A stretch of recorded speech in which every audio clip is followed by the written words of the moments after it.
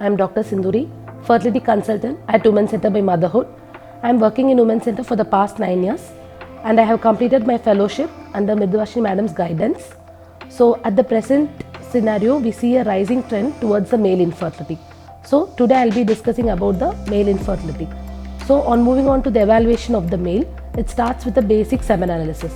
And in our center, we follow the WHO criteria 2021, in which we first do a microscopic and macroscopic examination. On starting with the macroscopic examination, we first go ahead with the count, and the count should be at least more than 16 million per ml, and the progressive motility of more than 30%, and the morphology of 4%. And we follow a strict criteria in which there might be some morphologically abnormal sperms. In that scenario, we might ask the male to go ahead with the higher end testing. So in which scenarios you generally see a abnormal forms of the sperm. So first moving on with the age factor, and when the age is more than 40 years and when there is any occupational exposure or environmental toxins and substance abuse, smoking, alcohol, there might be a change in the count, motility, morphology and the DNA fragmentation. So we do a specialized test called as sperm chromatin structure assay, and the DNA fragmentation is identified in that.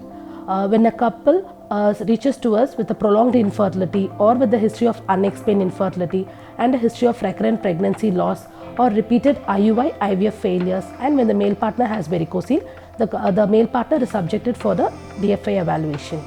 And the cutoff of DFI evaluation is like when it is less than 15%, there is a good DNA integrity and the fertility outcome is much better.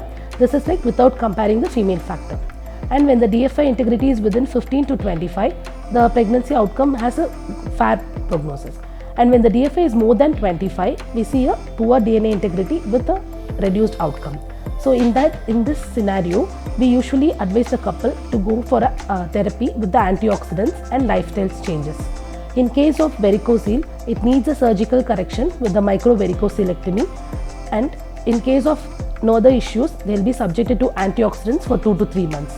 The antioxidants which is available over the markets has many combinations, and the main combinations are astaxanthin, glutathione, CoQ, vitamins and multivitamins which could be given.